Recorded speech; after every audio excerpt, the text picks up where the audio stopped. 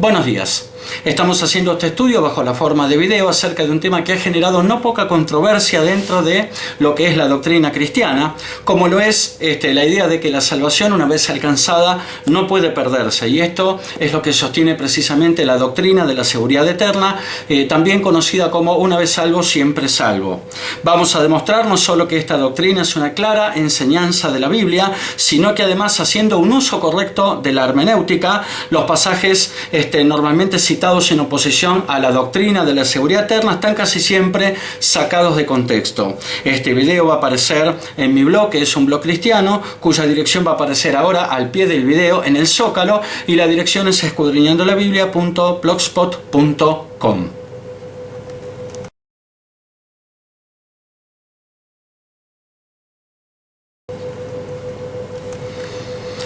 Al respecto, Jack Kelley, el reconocido ensayista bíblico norteamericano, normalmente citado por nosotros, observa: ¿qué se necesita para ser salvo?, se pregunta él. Yo creo que la mejor respuesta a esa pregunta es la que el mismo Señor nos dio en Juan 6, 28 al 29, donde podemos leer: entonces le dijeron, ¿qué debemos hacer para poner en práctica las obras de Dios? Respondió Jesús y les dijo: esta es la obra de Dios, que creáis en el que Él ha enviado.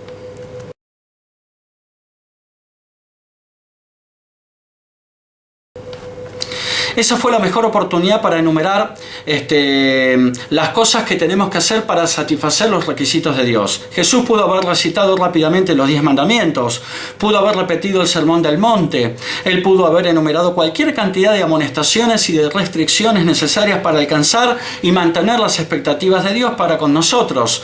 Pero ¿qué fue lo que Él dijo? Que ustedes crean en el que Él ha enviado. Punto. Esto era una repetición de Juan 3:16, confirmando así que el creer en el Hijo es el único y solo requisito para la salvación. Recordamos el pasaje de Juan 3:16.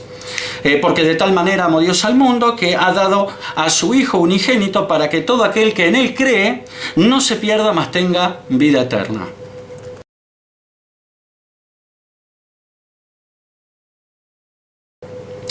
Unos versículos más adelante, en Juan 6, 38 al 40, Jesús dijo que esa no era solamente su idea, y si eso no era suficiente, también el Padre estaba en completo de acuerdo con ello. Y no solamente nuestra creencia sería suficiente para proveernos con la vida eterna, sino que era la voluntad de Dios que Jesús no perdiera a ninguno que había creído. Usted y yo somos conocidos por haber desobedecido la voluntad de Dios, pero ¿Jesús lo hizo alguna vez? Y no es que Él es el que lleva la responsabilidad de cuidarnos. Leámoslo, dice Jack Kelley, en Juan 6, 38 al 39, donde podemos leer: porque he descendido del cielo, no para hacer mi voluntad, sino la voluntad del que me envió.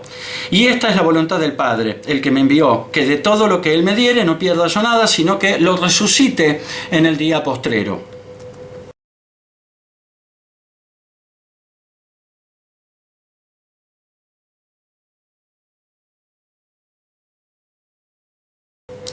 En caso de que nos olvidáramos de esta promesa, Jesús la volvió a hacer, esta vez con más claridad, en Juan 10, 27 al 29, donde podemos leer: mis ovejas oyen mi voz, dice Jesucristo, y yo las conozco y me siguen, y yo les doy vida eterna, y no perecerán jamás, ni nadie las arrebatará de mi mano. Mi Padre que me las dio es mayor que todos, y nadie las puede arrebatar de la mano de mi Padre.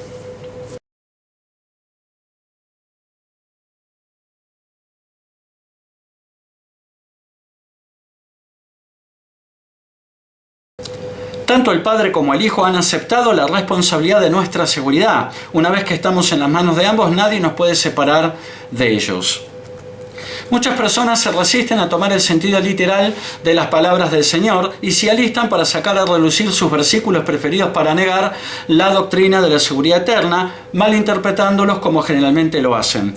La sola característica de Dios que nos brinda el mayor consuelo es saber que Él no puede mentir ni cambiar de parecer o contradecirse a sí mismo. Dios no puede decir una cosa en un lugar y luego decir algo enteramente diferente en otro lugar. Él es consistente. Si Él dice que somos salvos únicamente debido a que creemos en Él y Él ha aceptado la responsabilidad para mantenernos de esa manera, entonces podemos estar seguros de eso.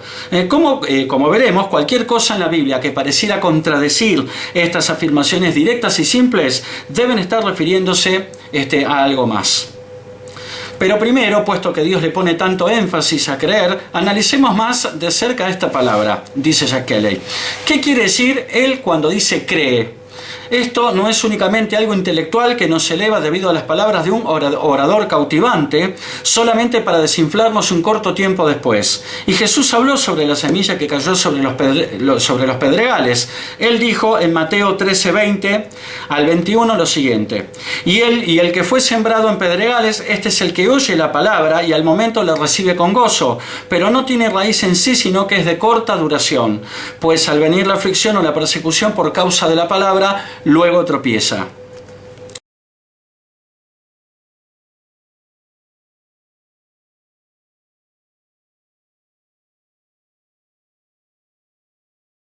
La palabra griega para creer es pistis.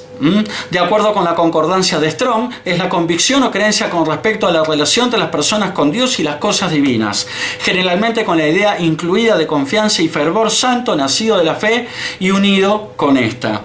Es la convicción que se forma en lo profundo de nuestro corazón, la realización de que Jesús no es solamente un hombre, Él es el mismo Señor y Él llevó consigo el castigo debido a nuestros pecados, el cual es la muerte. Y para demostrar que Dios tomó su muerte como suficiente pago, levantó a Jesús de los muertos para asentarlo a su lado en los lugares celestiales, conforme lo podemos leer en Efesios 1:20. Puesto que Dios no puede morar en presencia del pecado, y puesto que la paga del pecado es muerte, cada uno de nuestros pecados tenía que ser pagado. Si acaso solamente uno permanecía sin ser pagado, Jesús aún estaría en la tumba. Tenemos que creer que Jesús resucitó para creer que también nosotros lo haremos.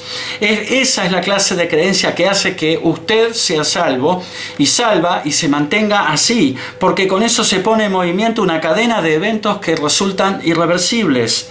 En esta cadena hay 4 eslabones. Usted suple 2 y el Señor suple los otros 2. Usted oye y cree, el Señor sella y garantiza.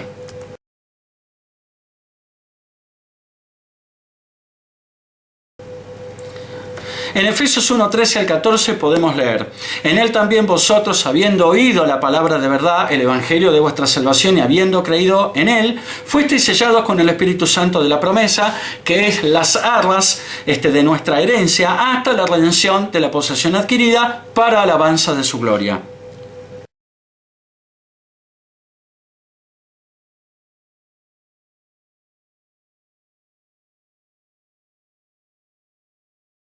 Solamente estos 2 versículos deberían haberle puesto punto final a cualquier argumento.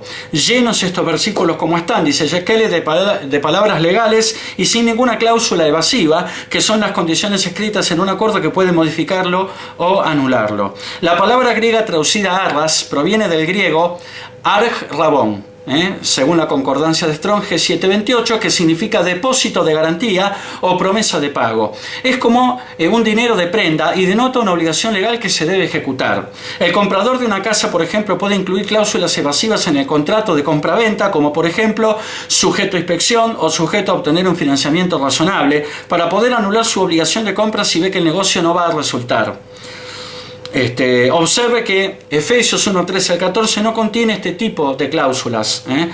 ¿Por cuánto tiempo está vigente esta garantía de pago? Hasta la redención de la posesión adquirida por parte de Dios, dice Pablo en Efesios 1:14. En otras palabras, hasta que seamos raptados o resucitados.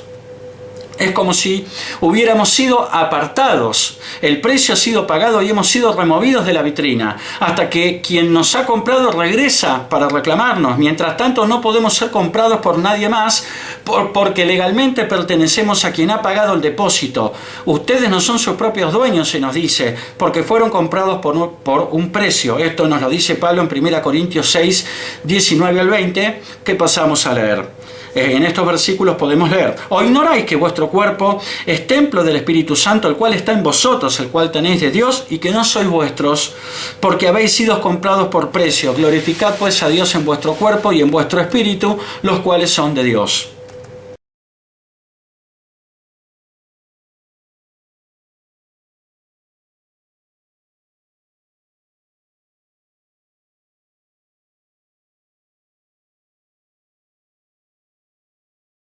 Si la doctrina de la seguridad eterna es tan clara, entonces, ¿por qué hay tantas desavenencias sobre la misma?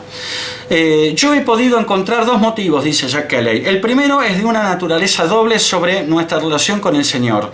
Un lado se llama unión, el cual es eterno e incondicional, basado en nuestra creencia. Efesios 1, 13 al 14 describe nuestra unión con Dios sellada y garantizada.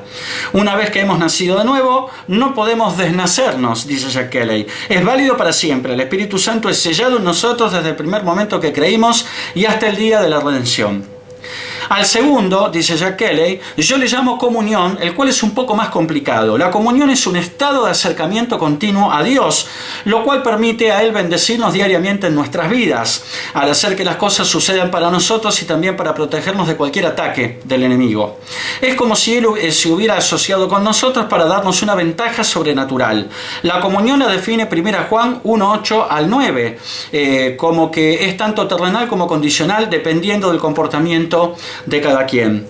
Nos dice que a pesar de ser creyentes, mientras permanezcamos aquí en la tierra, continuaremos pecando.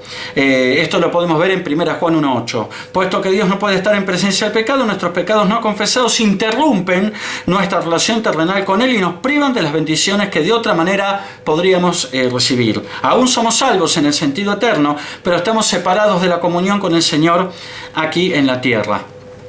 Cuando estamos separados de la comunión con el Señor, somos un blanco legítimo para el daño que nos hace el enemigo, como lo fue Job. Del libro de Job, particularmente de los versículos de Job 9:21, 10:3, versículos también 7, capítulo 12, versículo 4, capítulo 27 y versículo 7, y todos los 41 versículos del capítulo 31 del libro de Job, sabemos que su pecado fue la autojustificación. Ese fue el pecado de Job. Debido a que no lo confesaba, él estaba fuera de la comunión con Dios. Por consiguiente, Dios permitió que Satanás lo afligiera para que volviera en sí. Una vez que Job lo confesó, lo cual podemos ver en Job 42, 1 al 6, fue restaurado, conforme se nos relata en Job 42, 10 al 17. A pesar de que él, Job, era un hombre justo, era el más justo de la tierra, Job todavía tenía que confesar su pecado para ser restaurado a la comunión con Dios. En una ilustración del Nuevo Testamento, lean la parábola del Hijo Pródigo, la que podemos encontrar en Lucas 15, 11 al 32. Durante el tiempo que permaneció por sí mismo, el Hijo Pródigo aún pertenecía a la familia de su padre, pero no recibió ninguna bendición. Él estaba fuera de la comunión con su padre, pero tan pronto regresó y confesó sus pecados, de inmediato fue restaurado como si nada hubiera sucedido. Es lo mismo con nosotros. Cuando rehusamos confesar nuestros pecados, es como si nos hubiéramos alejado de nuestro Padre. Todavía pertenecemos a su familia, pero no recibiremos ninguna de sus bendiciones. Y como Job y el Hijo Pródigo, cuando retornamos al Padre y confesamos nuestros pecados, de inmediato somos purificados de toda injusticia y somos restaurados a la comunión con Él. Una de las razones del por qué muchos cristianos viven unas vidas derrotadas, dice Jack Kelley, es que habiendo únicamente aprendido sobre la parte de la unión, al ser creyentes, solamente saben que Dios ha perdonado sus pecados y que irán a morar con Él cuando mueran o formen parte del rapto, sean raptados. Pero no se dan cuenta de que todavía necesitan confesar sus pecados, en los términos de 1 Juan 1.9, cada vez que los cometen para poder permanecer en comunión con Dios. Y de esa manera, al ser privados de la providencia de Dios, se pueden desanimar y aún dejar de orar y de asistir a la iglesia. Otras personas creyentes que tampoco entienden esta relación doble de unión y comunión con Dios, ven el enredo en que se encuentran y creen que han perdido su salvación. La unión y la comunión no son solamente ideas del Nuevo Testamento. En el Antiguo Testamento, aun cuando Israel era obediente en pensamientos y acciones, haciendo lo mejor para complacer a Dios, los sacerdotes todavía debían sacrificar un cordero sobre el altar cada mañana y cada tarde por los pecados del pueblo. 1 Juan 1.9 es el equivalente en el Nuevo Testamento, que es la confesión de esos sacrificios diarios por el pecado que realizaban los sacerdotes. En 1 Juan 1.9 podemos leer: si confesamos nuestros pecados, Él es fiel y justo para perdonar nuestros pecados y limpiarnos de toda maldad.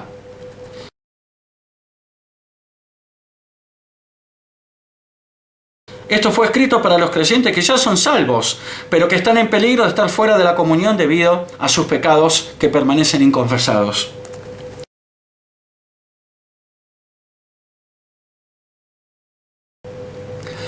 Otro motivo por el que las personas se confunden es que hay dos tipos de beneficios en la eternidad. El primero es un regalo gratuito llamado salvación, el cual se le otorga a las personas que lo piden en fe, independientemente del mérito, y nos garantiza la admisión al reino. Efesios 2, 8 al 9 es el modelo de ello, pues dice que nuestra salvación es un don. La palabra don significa regalo, es un regalo de Dios la salvación. En Efesios 2, 8 al 9 podemos leer: porque por gracia sois salvos por medio de la fe, y esto no de vosotros, pues es don de Dios, no por obras, para que nadie se gloríe.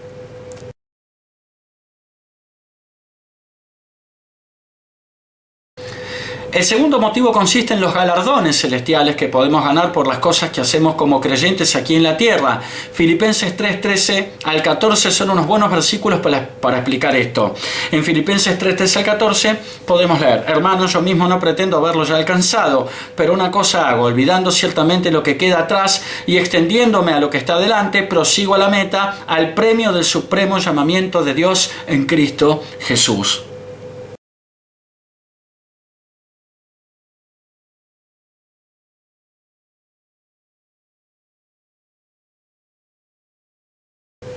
Es decir, adicionalmente al regalo, que es la salvación, hay un premio. Un regalo es algo que se da motivado por el amor, independientemente del mérito, y nunca se reclama de vuelta. Un premio, por el otro lado, es algo por lo cual calificamos y ganamos, y si nos descuidamos lo podemos perder o dejar de ganar. En Apocalipsis 3:11 podemos leer: he aquí yo vengo pronto, retén lo que tienes para que ninguno tome tu corona.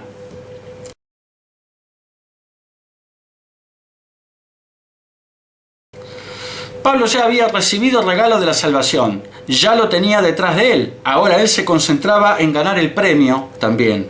En 1 Corintios 9, 24 al 27, Pablo explicó la diferencia con mayor detalle. En estos versículos podemos leer: ¿no sabéis que los que corren en el estadio todos a la verdad corren, pero uno solo se lleva el premio? Corred de tal manera que lo obtengáis. Todo aquel que lucha, de todo se abstiene. Ellos a la verdad para recibir una corona corruptible, pero nosotros una incorruptible. Así que yo de esta manera corro no como a la aventura, dice Pablo, de esta manera peleo no como quien golpea el aire, sino que golpeo mi cuerpo y lo pongo en servidumbre, no sea que habiendo sido heraldo para otros, yo mismo venga a ser eliminado.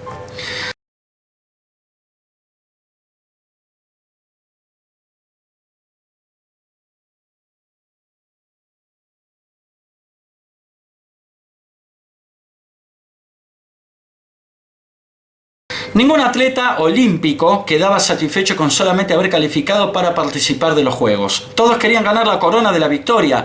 De la misma manera, nosotros no debemos estar satisfechos con solamente haber recibido el regalo de la salvación. Ahora debemos vivir nuestras vidas como creyentes de tal manera que podamos ganar el premio también. La Biblia le llama a algunos de estos premios coronas, y mientras que la corona del atleta pronto se marchitaba, era una corona, aclaremos, hecha de ramitas de hiedra, las coronas del creyente pueden durar para siempre, son eternas. Vale la pena hacer algún sacrificio extra para ganarlas.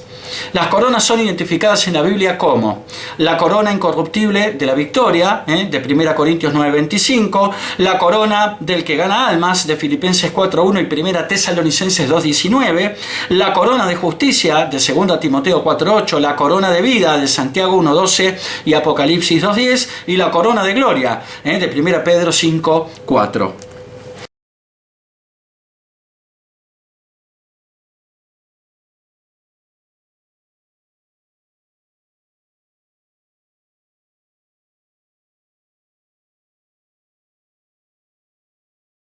La diferencia entre el regalo y el premio también la podemos ver en 1 Corintios 3:12 al 15, donde podemos leer: y si sobre este fundamento alguno edificare oro, plata, piedras preciosas, madera, heno o hojarasca, la obra de cada uno se hará manifiesta, porque el día la declarará, dice Pablo, pues por el fuego será revelada, y la obra de cada uno sea cual sea, el fuego la probará. Si permaneciere la obra de alguno que sobreedificó, recibirá recompensa. Si la obra de alguno se quemare, él sufrirá pérdida, si bien él mismo será salvo, aunque así como por fuego.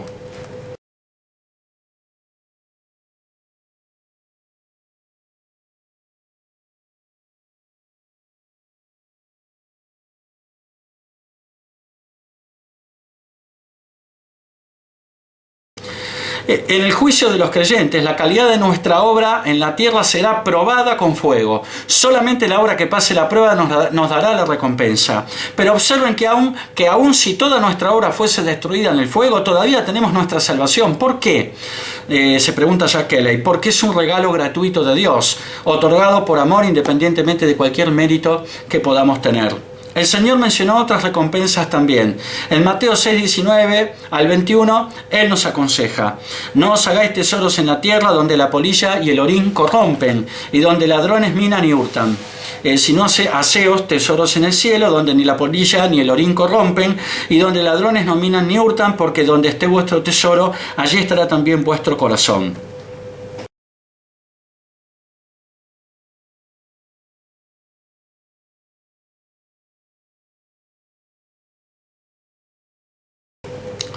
Hay cosas que nosotros como creyentes podemos hacer mientras estamos en la tierra, las cuales pueden producir depósitos en nuestra cuenta celestial. Los versículos que resaltan el creer explican la naturaleza permanente de nuestro vínculo con Dios, y los que nos dirigen hacia la eternidad son versículos de unión. Los que abarcan la gracia y la fe son versículos de regalo. Los que requieren de las obras y están dirigidos a la calidad de nuestras vidas en la tierra son versículos de comunión, y los que requieren de obras y abarcan los galardones eternos son versículos del premio.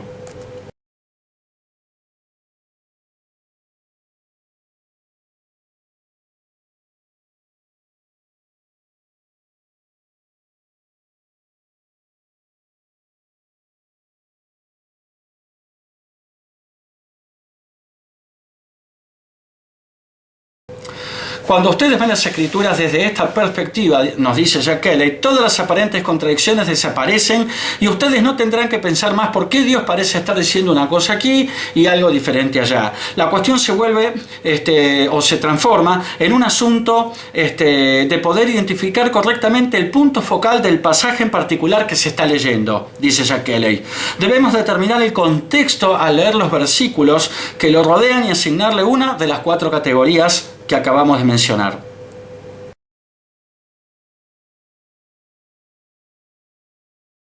Dentro de las reglas de la hermenéutica, que es la ciencia de la interpretación apropiada de la Biblia, nos encontramos con la siguiente, que dice: utilizar pasajes que son claros para interpretar a aquellos que son menos claros.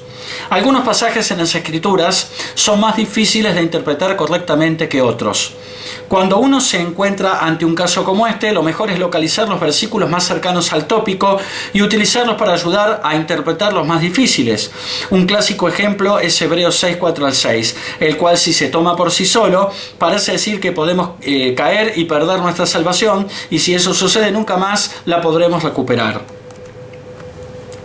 En Hebreos 6:4 al 6 podemos leer: porque es imposible que los que una vez fueron iluminados y gustaron del don celestial y fueron hechos partícipes del Espíritu Santo y asimismo gustaron de la buena palabra de Dios y los poderes del siglo venidero y recayeron, sean otra vez renovados para arrepentimiento, crucificando de nuevo para sí mismos al Hijo de Dios y exponiéndole a vituperio.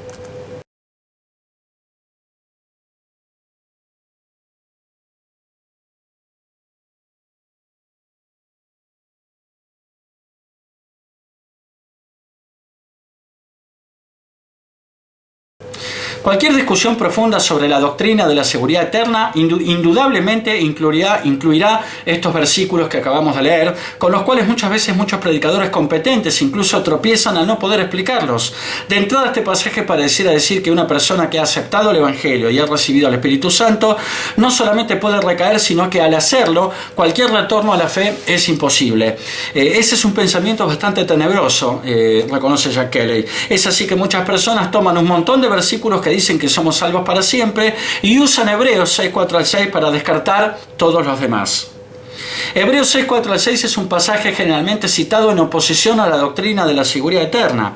Toda la carta de los hebreos fue escrita a los creyentes judíos, quienes estaban siendo atraídos para que volvieran a cumplir con la ley de Moisés, de tal manera que en el contexto de esa carta es el nuevo pacto versus el antiguo pacto. Pero lo más importante es la mala interpretación que normalmente se hace de Hebreos 6:4 al 6, que lleva a la idea de que el creyente sí puede hacer algo para perder irrecuperablemente su salvación, lo cual es una contradicción contradicción directa de la tan clara promesa de que el Espíritu Santo es sellado en nosotros desde el primer momento en que creímos y hasta el día de la redención como un depósito que garantiza nuestra herencia, conforme ya lo vimos en Efesios 1:13 al 14.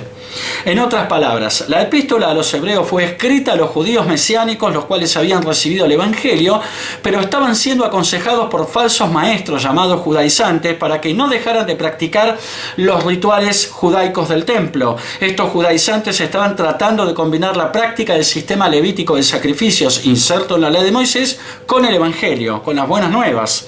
A los creyentes gentiles les enseñaban que primero se debían someter al ritualismo judío antes de abrazar al cristianismo, y a los creyentes judíos les decían que era necesario que se mantuvieran dentro del judaísmo ortodoxo, ritualista. La refutación del Espíritu Santo para los gentiles se encuentra en Hechos 15, en el Concilio de Jerusalén, y para los judíos la refutación del Espíritu Santo fue toda la epístola a los hebreos. El tema en Hebreos 6 no es la salvación, es decir, la unión, sino la comunión. Puesto que los creyentes siguen pecando aún después de ser salvos, esto lo podemos ver en 1 Juan 1:8, ha habido un proceso continuo de purificación para poder permanecer en la presencia de Dios. Para los cristianos este proceso es la confesión de 1 Juan 1:9, pero para los judíos eran los sacrificios diarios, como hemos visto. Cuando llegó Jesús, Él hizo que la ley fuera obsoleta al haberla cumplido. Así que el sacrificio diario que los judaizantes prescribían ya no podía purificar a un creyente por sus pecados continuos. La confesión era ahora la única forma para demostrar arrepentimiento y ser vuelto a limpiar. No obstante, para aquellos que pretenden ver en Hebreos 6:4-6 el fundamento de que la salvación sí puede perderse, más adelante en la misma epístola a los hebreos aparece otro pasaje donde parece que el autor se contradice a sí mismo de manera descarada. Este pasaje es el de Hebreos 10:14, donde podemos leer: porque con una sola ofrenda hizo perfectos para siempre a los santificados.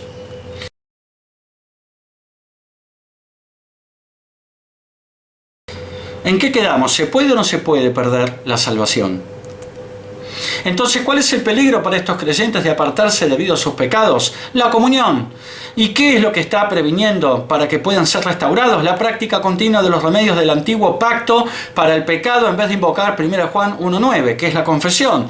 Esto es debido a que están relegando la muerte del Señor al mismo nivel del cordero que se sacrificaba 2 veces al día por los pecados del pueblo.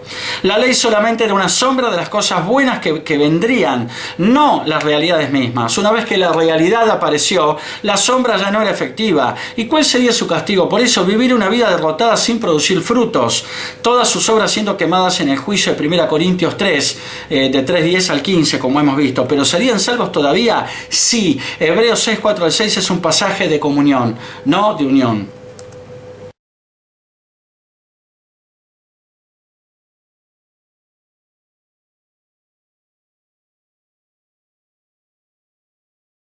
Si Hebreos 6:4-6, por ejemplo, se aplica a nuestra salvación, entonces si en algún momento pecamos después de que hemos sido salvos, estaremos perdidos para siempre, sin ninguna esperanza de devolvernos, porque el Señor tendría que volver a ser crucificado para rescatarnos. Luego, el nuevo pacto sería peor que el antiguo pacto, no mejor.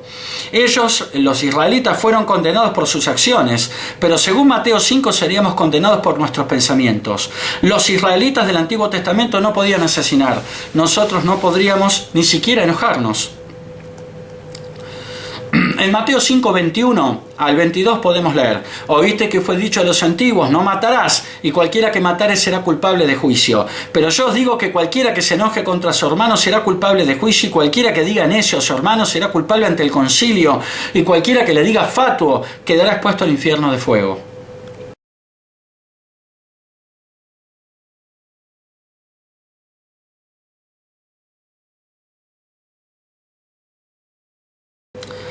Los israelitas del Antiguo Testamento no podían cometer adulterio. Nosotros no podríamos siquiera tener un pensamiento lujurioso. En Mateo 5:27 al 28 podemos leer: oíste que fue dicho, no cometerás adulterio. Pero yo os digo que cualquiera que mire a una mujer para codiciarla ya adulteró con ella en su corazón.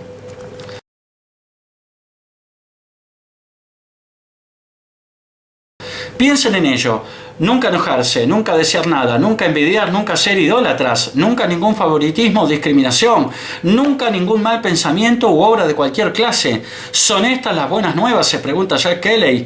Las riquezas incomparables de su gracia. ¿Se convirtió Dios en hombre y murió de la peor muerte jamás ideada por el hombre, solamente para poner a sus hijos en una posición todavía menos alcanzable que la del Antiguo Testamento?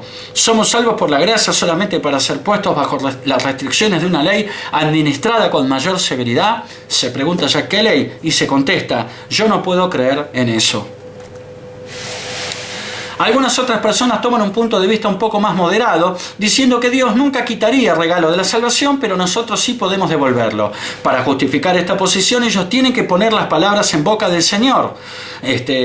Cuando Él dice en Juan 10:28, nadie las arrebatará de mi mano, ellos tendrían que insertar la frase, salvo nosotros mismos, después de nadie. Lo mismo ocurre en Romanos 8:38 al 39, donde podemos leer, por lo cual yo estoy seguro de que ni la muerte, ni la vida, ni ángeles, ni principados, ni potestades, ni lo presente, ni lo porvenir, ni lo alto, ni lo profundo, ni ninguna otra cosa creada nos podrá separar del amor de Dios que es en Cristo Jesús, Señor nuestro.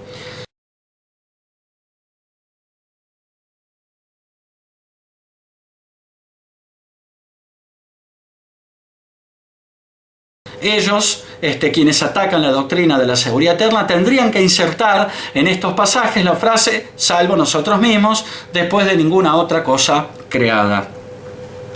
Además, tendríamos que ignorar el hecho de que ya no estamos en control de nuestro destino eterno, dice Jack Kelly.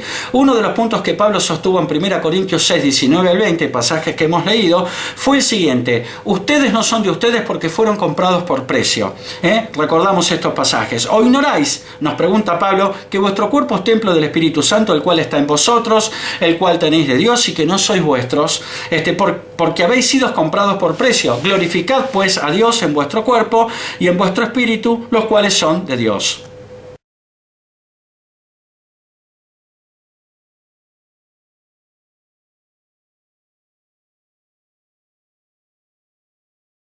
Primera de Pedro 1, 18 al 19 nos dice que el precio fue la sangre preciosa de Cristo, un cordero sin mancha o defecto. Recordemos lo que dicen estos pasajes. Sabiendo que fuisteis rescatados de vuestra vana manera de vivir, dice Pedro, la cual recibisteis de vuestros padres, no con cosas corruptibles, como oro o plata, sino con la sangre preciosa de Cristo, como de un cordero sin mancha y sin contaminación.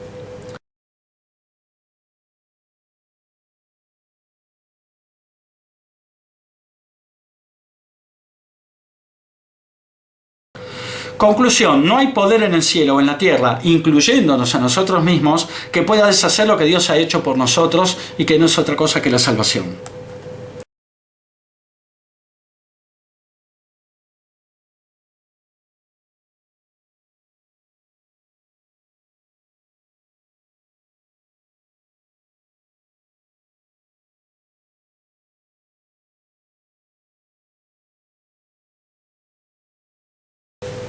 Si somos salvos para siempre y nada puede cambiar eso, ¿las personas cristianas son libres de hacer lo que quieran sin temor a las consecuencias? Nada en esta defensa de la seguridad eterna tiene la intención de justificar el pecado, dice Jack Kelly. Los creyentes somos constantemente advertidos en las Escrituras de vivir nuestras vidas de una manera que resulte agradable al Señor, no para ganar, cuidar o mantener la salvación, sino para agradecerle al Señor por habernosla dado. Y para ayudarnos a hacer eso, el Espíritu Santo ha venido a morar en nosotros para guiarnos y dirigirnos y para orar por nosotros. Ya que el Espíritu de Dios mora en nosotros, ya no estamos controlados por la naturaleza pecaminosa y podemos así escoger complacer a Dios por la manera en que vivimos.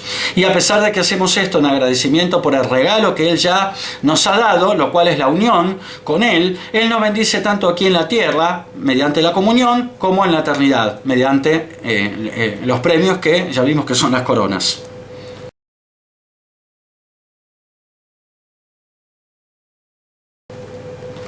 ¿Por qué molestarse entonces en ser bueno? La Iglesia casi no se ha esforzado en enseñar los beneficios de vivir una vida que agrade al Señor. De hecho, muchos pastores y predicadores parecen estar más interesados en amenazarnos con la pérdida de la salvación por no adoptar un estilo de vida cristiano que en convencernos con las promesas de bendición del Señor por hacerlo. Vivir una vida agradable a Dios es la única forma dada en las Escrituras para que nosotros le expresemos nuestro agradecimiento al Señor por habernos salvado y por habernos otorgado un lugar de honor en su reino.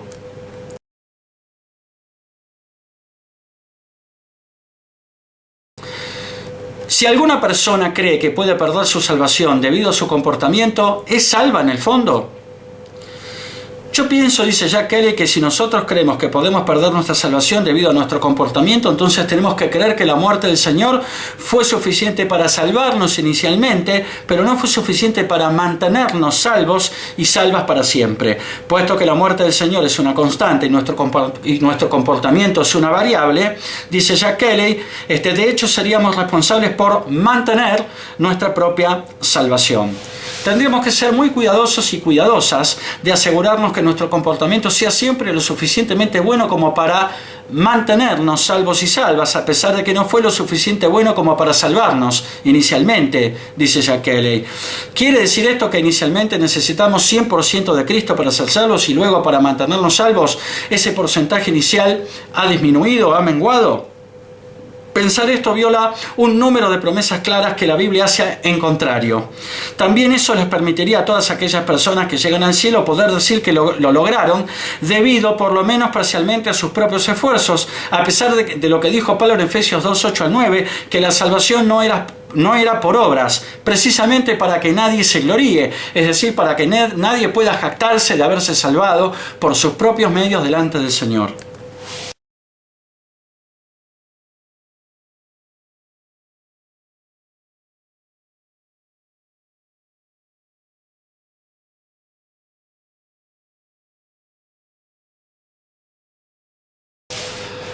Apocalipsis 3:5 dice: el que venciere será vestido de vestiduras blancas, y no borraré su nombre del libro de la vida, y confesaré su nombre delante de mi Padre y delante de sus ángeles. ¿Significa esto que Dios puede borrar nuestro nombre del libro de la vida? ¿Cómo se condice esto con la doctrina de la seguridad eterna? Muchas personas, incluso yo, creen que nuestros nombres fueron escritos en el libro de la vida del Cordero antes de la fundación del mundo. Apocalipsis 13:8 y 17:8 nos ayudan a confirmar precisamente esto. En Apocalipsis 13:8 podemos leer: y la adoraron todos los moradores de la tierra, a una de las bestias del Apocalipsis, que es el anticristo, cuyos nombres no estaban escritos en el libro de la vida del Cordero, que fue inmolado desde el principio del mundo.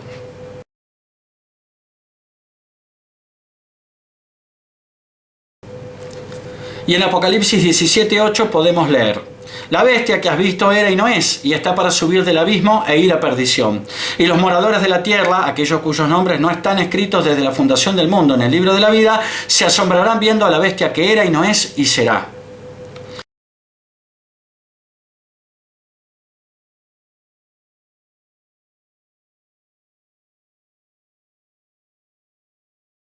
Estos dos versículos que acabamos de leer son muy claros. Solo adorarán al anticristo, una de las bestias del Apocalipsis, como hemos dicho, aquellos cuyos nombres jamás estuvieron escritos en el libro de la vida. Es decir, no habrá sorpresas. El Señor, conociendo el fin desde el principio, sabía perfectamente quiénes lo escogerían a Él y nos reservó un lugar en el cielo antes de haber creado a Adán incluso. Pero cuando los escribió allí, nuestros nombres, borrarlos de nuevo querría decir que Él no es omnisciente, es decir, que no lo conoce todo y que cometió un error al poner inicialmente nuestros nombres en el libro de la vida. Apocalipsis 3:5 no habla de que un nombre escrito en el libro de la vida puede ser borrado, sino habla más bien de una promesa directa del Señor de que si usted cree en Él, Él nunca borrará su nombre del libro de la vida.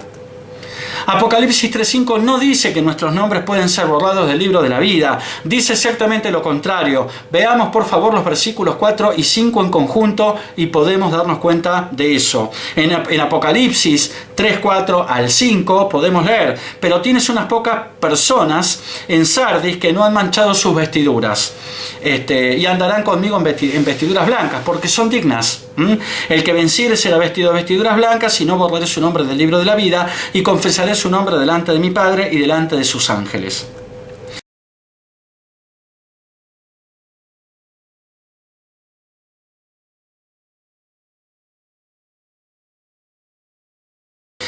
El Señor básicamente está diciendo que si las personas no salvas en Sardis ponen su confianza en Él, como sus amigos lo han hecho, ellas también serán vestidas de vestiduras blancas y nunca borrará sus nombres del libro de la vida. Es una promesa, no una amenaza. Apocalipsis 3:5 es otra promesa directa de la boca misma del Señor, que una vez que nuestros nombres están escritos en el libro de la vida, nunca jamás podrán ser borrados. Una vez salvos, siempre salvos.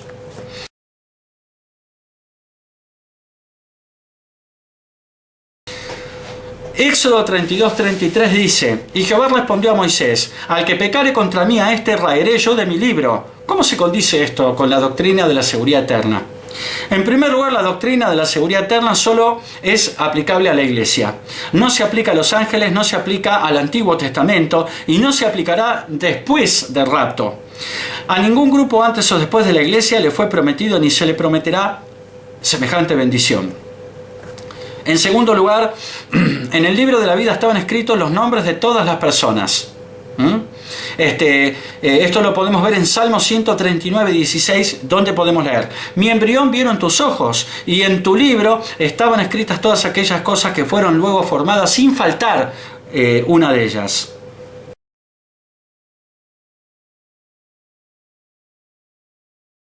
Pero nuestros nombres están también escritos en el libro de la vida del Cordero, que no es el libro de la vida de Éxodo 32:33, el cual contiene solamente, el libro de la vida del Cordero, solamente contiene el nombre de las personas de la iglesia. En Apocalipsis 21:27 podemos leer: no entrará en ella ninguna cosa inmunda o que hace abominación y mentira, sino solamente los que están inscriptos en el libro de la vida del Cordero.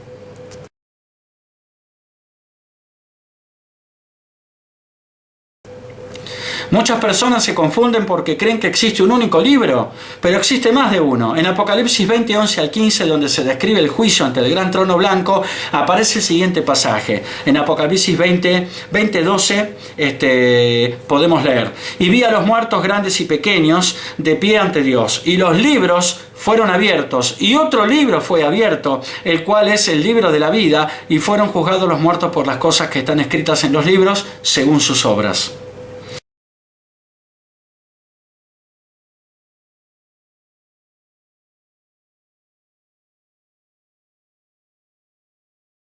Hay un libro donde están anotadas todas las personas, creyentes e inconversos, y sus obras, las cuales estaban escritas en los libros. Luego el que no se haya inscrito en el libro de la vida será lanzado al lago de fuego, conforme lo dice Apocalipsis 20:15.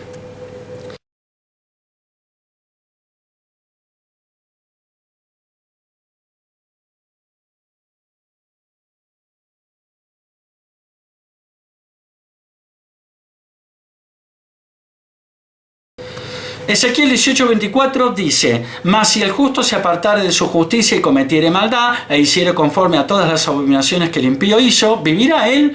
Ninguna de las justicias que hizo le serán tenidas en cuenta. Por su rebelión con que prevaricó y por el pecado que cometió, por ello morirá. ¿Cómo se condice este pasaje con lo que venimos sosteniendo acerca de la doctrina de la seguridad eterna? Ezequiel 18:24 fue escrito para Israel del Antiguo Testamento. La iglesia es el único grupo en la historia del hombre al que se le ha prometido la seguridad eterna.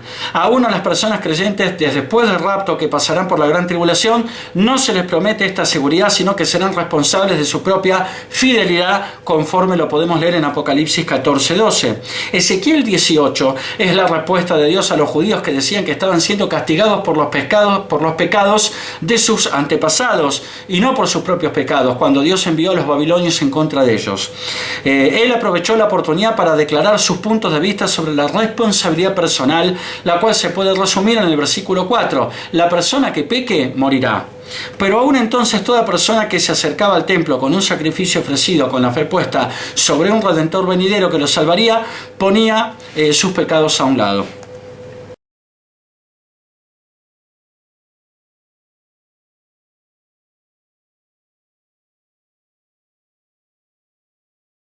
Lucas 8:13 dice: los de sobre la piedra son los que, habiendo oído, reciben la palabra con gozo, pero estos no tienen raíces, creen por algún tiempo y en el tiempo de la prueba se apartan. ¿Cómo se condice esto con lo que venimos diciendo acerca de la doctrina de la seguridad eterna? Como lo he dicho anteriormente, dice Jack Kelly, la Biblia, siendo la palabra de Dios, no puede ser inconsistente. No puede decir una cosa en un lugar y otra diferente en otro lugar. Si uno llega a un versículo que parece contradecir otros versículos que son claros, entonces tenemos que llegar a la conclusión de que nuestra interpretación de ese último versículo es incorrecta. La analogía es que una semilla que se siembra y cae en tierra pedregosa, en donde no puede echar raíces, pronto muere por falta de agua. Esto describe una persona que en la pasión del momento queda emocionada con el Evangelio y aún puede responder al llamado al altar, pero el Evangelio nunca formó raíz en el corazón de esa persona, de tal manera que cuando llega el primer momento de prueba, esa persona rápidamente se vuelve a su antigua manera de vivir. Según estudios que se han hecho, ese es el caso de un abrumador porcentaje de personas, dice Jack Kelly, que van hacia el altar en las famosas campañas o cruzadas evangelísticas, en donde hay mucha emoción y alboroto. Al comparar esto con Lucas 8:15, en donde la palabra es recibida por un corazón que está listo, podemos ver que el versículo 13 describe una persona que nunca fue realmente salva en primera instancia.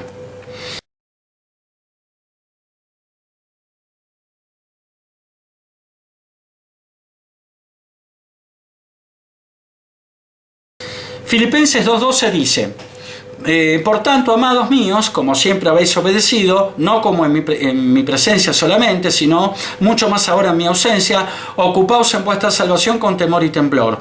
¿Cómo se condice esto con lo que venimos viendo acerca de la doctrina de la seguridad eterna? ¿Cómo pudo Pablo, podríamos preguntarnos, dice Jack Kelly, haberle dicho a los filipenses que tenían que trabajar para mantener su salvación con temor y temblor, cuando ya les había dicho a los efesios, como hemos visto en Efesios 1:13 al 14, y a los corintios en 2 Corintios 1:21 al 22, que su salvación estaba garantizada desde el momento en que creyeron? Anteriormente, en la carta a los filipenses, Pablo dijo que Dios es fiel para completar la buena obra que empezó en nosotros. Esto lo dijo Pablo en Filipenses 1:6, un versículo muy importante, donde podemos leer: estando persuadido de esto, dice Pablo, que el que comenzó en vosotros la buena obra la perfeccionará hasta el día de Jesucristo.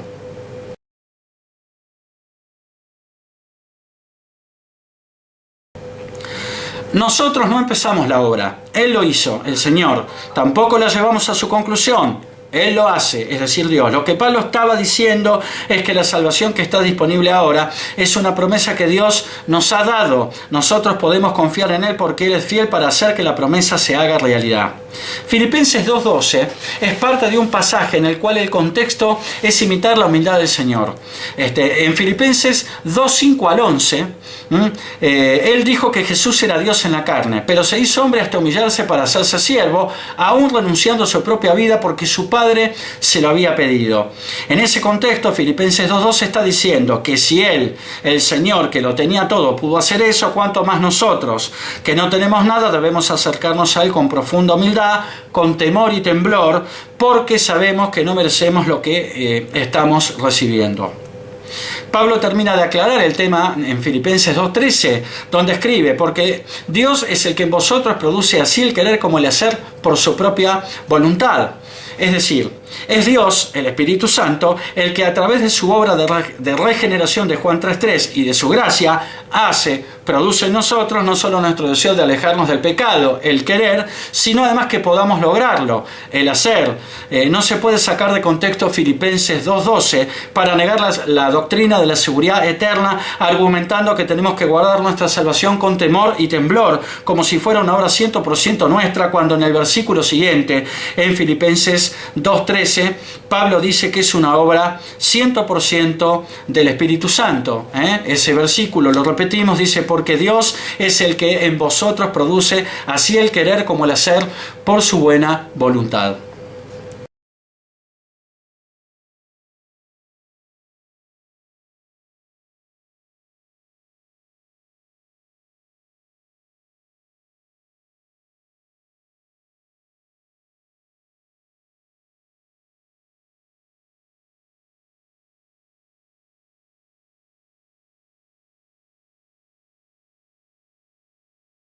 Colosenses 1, 21 al 23 dice: y a vosotros también, que erais en otro tiempo extraños y enemigos en vuestra mente, haciendo malas obras, ahora os ha reconciliado en su cuerpo de carne, por medio de la muerte, para presentaros santos y sin mancha e irreprensibles delante de él, si en verdad permanecéis fundados y firmes en la fe, y sin moveros de la esperanza del evangelio que habéis oído, el cual se predica en toda la creación que está debajo del cielo, del cual yo, Pablo, fui hecho ministro. ¿Cómo se condice esto? Dice Jack Kelley, o se pregunta Jack Kelley, con lo que venimos sosteniendo acerca de la doctrina de la seguridad eterna. Si tomamos esta declaración por sí misma, podemos leerla como una afirmación condicional. Pero para que eso sea correcto, Pablo tendría que haberse contradicho en otras declaraciones claras que él hizo, confirmando la seguridad eterna en otros lugares. Algunos de estos pasajes que hemos visto son Romanos 8, 38 al 39, Efesios 1, 13 al 14 y 2 Corintios 1, 21 al 22. Puesto que sus escritos fueron todos inspirados por el Espíritu Santo, conforme podemos ver en 2 Timoteo 3, 16, esto es imposible. Entonces, ¿qué es lo que Colosenses 1, 21 al 23 realmente nos está diciendo? La palabra griega traducida así en Colosenses 1.23 es eige. Esta palabra no tiene un equivalente directo en español. Según mi concordancia, dice Jack Kelley, la palabra puesto que y la frase en vista de que se le acercan bastante. Por ejemplo, suponga usted que yo digo: si la gravedad existe, entonces al saltar de un edificio usted caerá al suelo. ¿El uso que hago de la palabra así implica que la gravedad es condicional? ¿O estoy realmente queriendo decir, puesto que la gravedad existe, entonces al saltar de un edificio usted caerá al suelo? ¿Se pueden dar cuenta ahora lo que quiero decir? Dice Jack Kelley. Al sustituir puesto que por sí, se elimina cualquier posibilidad de que Colosenses 1, 21 al 23 contradiga las otras declaraciones de Pablo respecto de la seguridad eterna.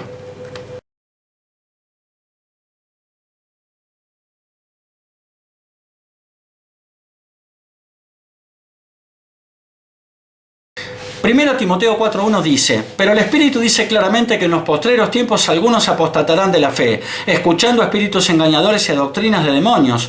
¿Cómo se condice esto con la doctrina de la seguridad eterna?, se pregunta Jack Kelley. La suposición de que las personas deben tener una fe verdadera para abandonarla no es correcta. En Mateo 7, 22, 23 Jesús dijo que él negaría haber conocido a algunos que habían profetizado, expulsado demonios y hecho milagros en su nombre. Para Cristo jamás fueron salvos. En Mateo 7, 22, 23 podemos leer: muchos me dirán en aquel día: Señor, Señor, ¿no profetizamos en tu nombre y en tu nombre echamos fuera demonios y en tu nombre hicimos muchos milagros? Y entonces les declararé: nunca os conocí, apartaos de mí, hacedores de maldad.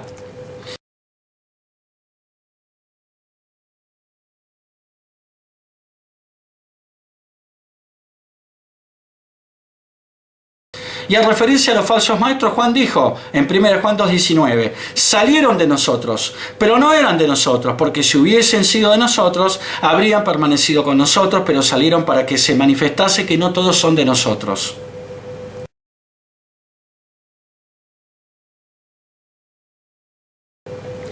En Juan 10, 27 al 29 Jesús dijo: mis ovejas oyen mi voz y yo las conozco y me siguen, y yo les doy vida eterna. Y no perecerán jamás, ni nadie las arrebatará de mi mano. Mi Padre que me las dio es mayor que todos, y nadie las puede arrebatar de la mano de mi Padre.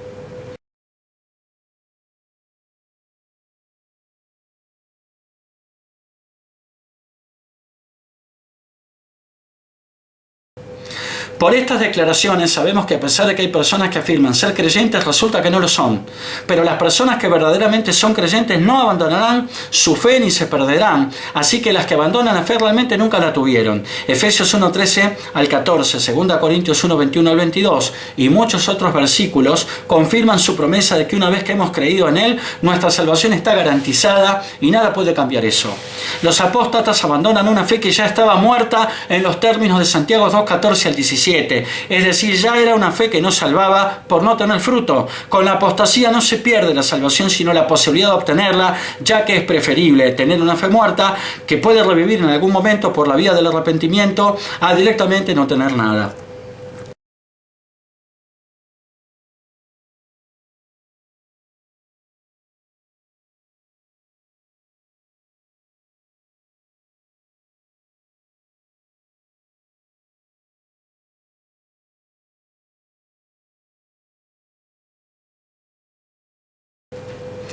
Hebreos 10, 26 al 29 dice: porque si pecáramos voluntariamente después de haber recibido el conocimiento de la verdad, ya no queda más sacrificio por los pecados, sino una horrenda expectación de juicio y de hervor de fuego que ha de devorar a los adversarios. El que viola la ley de Moisés por el testimonio de 2 o 3 testigos muere irremisiblemente. ¿Cuánto mayor castigo pensáis que merecerá el que pisoteare al Hijo de Dios y tuviera por inmunda la sangre del pacto en la cual fue santificado e hiciera afrenta al Espíritu de gracia? ¿Cómo se condice esto, se pregunta Jack Kelly, con lo que venimos sosteniendo acerca de la doctrina de la seguridad eterna? Para negar la seguridad eterna, dice Jack Kelly, usted tiene que creer que hay otras declaraciones en la Biblia que pueden contradecir los versículos en los cuales se sustenta. Esto es Efesios 1, 13 al 14, 2 Corintios 1, 21 al 22, Juan 10, 27 al 29 y todos los que hemos visto. Eso quiere decir que o Dios no fue sincero cuando hizo que Pablo las escribiera, o que Él permitió que Pablo hiciera una promesa en su nombre que no es cierta, o que Él cambió de manera de pensar y revocó todo.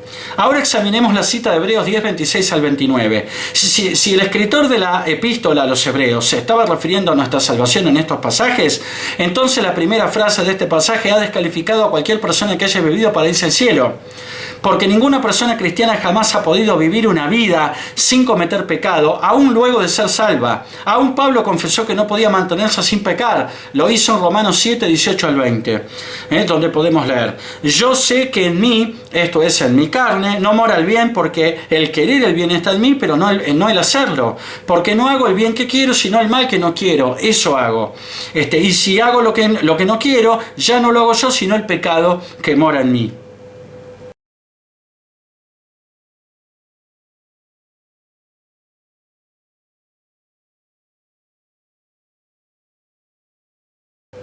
El apóstol Juan concuerda con Pablo. En 1 Juan 1, 8 al 10 podemos leer: si decimos que no tenemos pecado, nos engañamos a nosotros mismos y la verdad no está en nosotros. Si confesamos nuestros pecados, Él es fiel y justo para perdonar nuestros pecados y limpiarnos de toda maldad. Si decimos que no hemos pecado, le hacemos al mentiroso y su palabra no está en nosotros.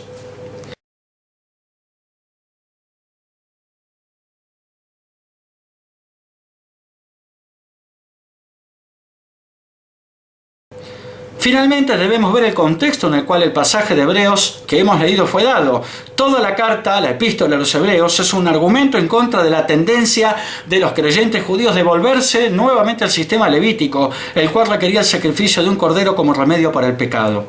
Hebreos 10, 26 al 29 dice que ya no existe ningún sacrificio aceptable en el sistema levítico y que buscar uno ahí es un pecado que tiene el efecto de pisotear al Hijo de Dios y tener por inmunda la sangre del pacto en la cual fue santificado y hacerle afrenta al Espíritu de gracia, y que regresando a la ley de Moisés después que Jesús vino a cumplirla era el peor insulto a Dios que el desobedecerla antes que Él viniera. Bajo el nuevo pacto, el remedio para el pecado lo encontramos en 1 Juan 1:9, donde podemos leer, lo reiteramos: si confesamos nuestros pecados, Él es fiel y justo para perdonar nuestros pecados y limpiarnos de toda maldad.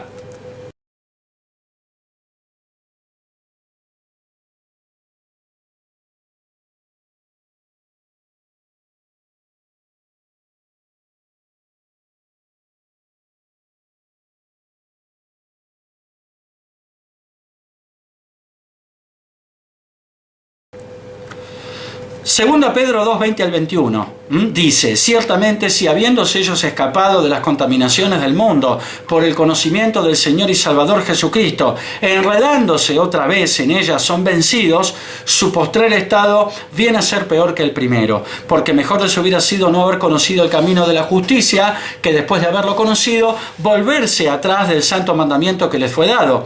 ¿Cómo se condice este pasaje, se pregunta Jack Kelly, con lo que venimos sosteniendo acerca de la doctrina de la seguridad eterna? El contexto de 2 Pedro capítulo 2 es el de los falsos maestros y su destrucción. De otros pasajes que son claros cuando explican la certeza de nuestra salvación y el compromiso del Señor para no perder a ninguno de nosotros, podemos concluir que las personas a las que Pedro se está refiriendo no eran salvas, ni nunca lo fueron. Conociendo al Señor y conociendo el camino de la justicia, no quiere decir que una persona ha creído en su corazón. Las palabras griegas usadas aquí todas tienen una forma de gnosis, que significa conocimiento. La palabra griega para creer es pistis y no está relacionado a la palabra conocer, que es gnosis. Y no aparece la palabra pistis en ningún lugar de este pasaje. Las personas que Pedro está describiendo han aprendido lo suficiente para ser maestros, pero no han creído lo que han aprendido. Conocer no significa creer, y realmente están descarriando a sus estudiantes. Pedro dijo que hubiera sido mejor que ellos hubieran permanecido ignorantes. Jesús les dijo esto mismo a los fariseos en Juan 9:41. Jesús les respondió: si fuerais ciegos no tendríais pecado, mas ahora porque decís vemos, vuestro pecado permanece.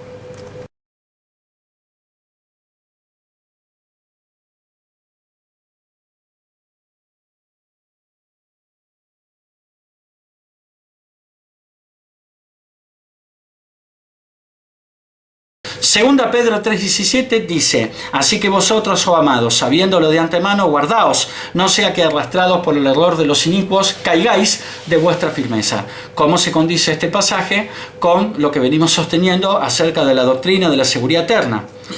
La Biblia, siendo la palabra de Dios, no puede contradecirse a sí misma, como venimos diciendo. Dios no dice una cosa en un lugar para luego decir otra diferente en otro lugar. Por consiguiente, usted no puede tomar un versículo cuyo significado no es claro y usarlo para negar todos los demás que sí tienen un significado claro. Hay docenas o más de versículos que son claros sobre la seguridad eterna. Dos de los más claros son, y los hemos visto, Efesios 1:13-14 y 2 Corintios 1:21-22. Pedro estaba hablando sobre los falsos maestros que hacen que las personas duden de su fe. Estos sembrarán confusión entre la gente alegando que saben cosas que las personas no han oído antes. En 2 Pedro 3:17 se nos advierte que acerca de no dejarnos llevar por el error de hombres inicuos para apartarnos de nuestra posición firme, o literalmente de nuestra firmeza mental. Si nuestra posición asegura que fue hecha posible por el sello del Espíritu Santo, y si es Dios quien nos hace estar firmes en Cristo, y si nadie nos puede arrebatar de sus manos, entonces ¿cómo podremos enfriarnos? De nuevo, Pedro tendría que estar hablando de otra cosa. Él estaba hablando acerca de permitir que el error de los hombres inicuos nos distraiga. Estos son los burladores de 2 de Pedro 3:3-7 que insisten en que el Señor realmente no va a volver. La advertencia de Pedro no tiene nada que ver con la seguridad eterna, sino en perder nuestra esperanza bienaventurada en el retorno del Señor, perdiendo así nuestra paz acerca de sus promesas y nuestra certeza acerca del futuro. Segunda Pedro 3:18 nos dice: antes bien, creced en la gracia y el conocimiento de nuestro Señor y Salvador Jesucristo. A Él sea la gloria, ahora y hasta el día de la eternidad. Amén.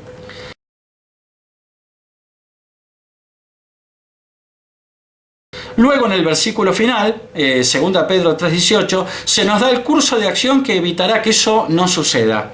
Debemos crecer en la gracia y en el conocimiento de nuestro Señor y Salvador Jesucristo. En otras palabras, no debemos escuchar a estos hombres inicuos que niegan las promesas que el Señor nos dio a nosotros, sino por su gracia y a través del estudio de su palabra, debemos aprender esas promesas tan bien que nadie pueda llegar a disuadirnos.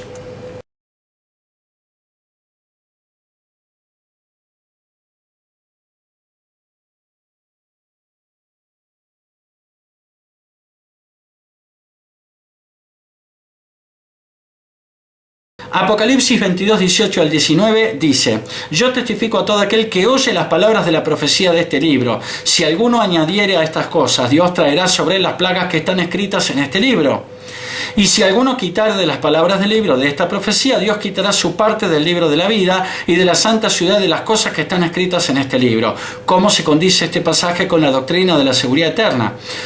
Apocalipsis 22:18-19 es una advertencia para cualquier persona que intente reescribir el libro de Apocalipsis, ya sea añadiéndole cosas que Dios no dijo o quitándole cosas que sí Él dijo. A pesar de que algunas personas creyentes han interpretado este libro de muchas maneras diferentes, no puedo imaginar, me dice Jack Kelly, cómo una persona creyente nacida de nuevo puede realmente reescribir todo el libro de Apocalipsis. Por consiguiente, yo creo que eso es una advertencia dirigida a las personas incrédulas de no alterar el libro con la intención de engañar a la gente.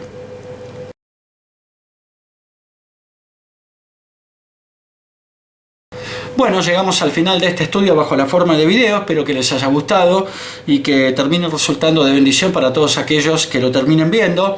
Y bueno, nos estamos despidiendo. Hasta el próximo estudio, probablemente también bajo la forma de video. Que Dios los bendiga. Amén.